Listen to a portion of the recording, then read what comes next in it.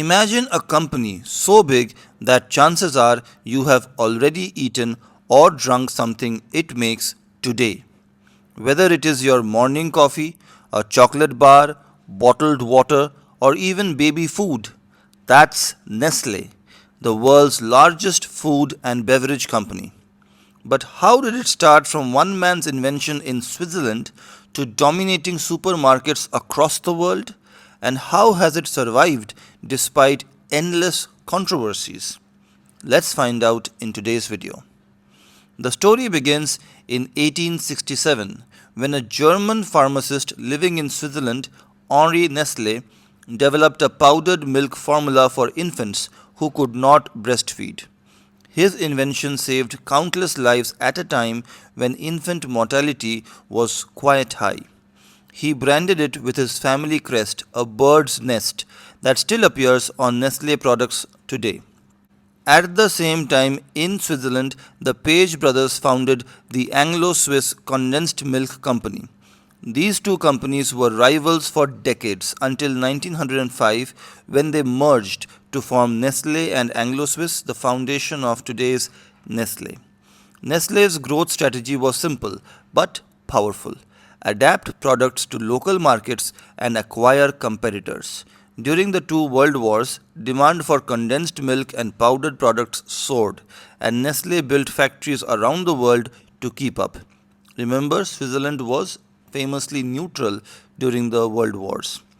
After the world wars, Nestle diversified, buying companies in chocolate, Peter, Keller, Kohler, coffee, Nescafe in 1938, frozen foods, and even pet care. By the late 20th century, Nestle owned household names like Kit Kat, Nespresso, Perrier, Maggi, Purina, and Gerber.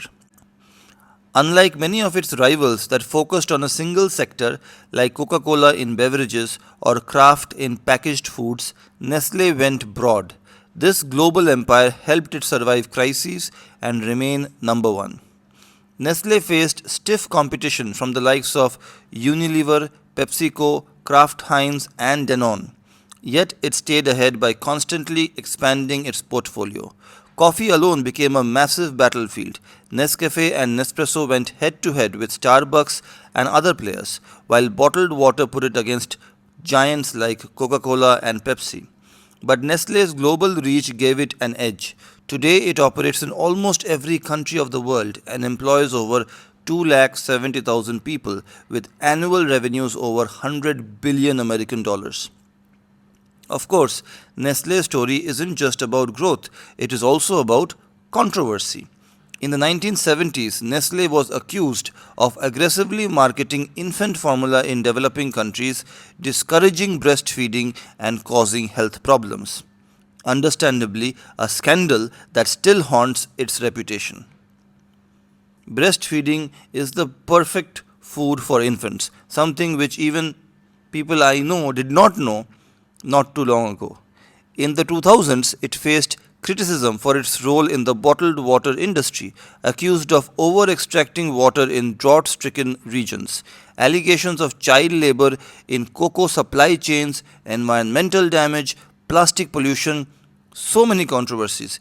These have kept Nestle in the spotlight.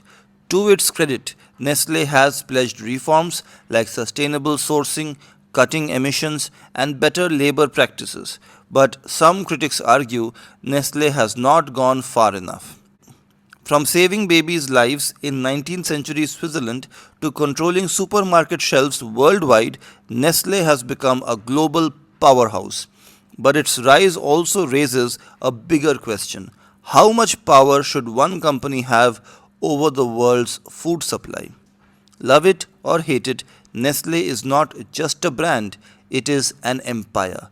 And its story shows us that the path to the top of the food chain is never without controversy.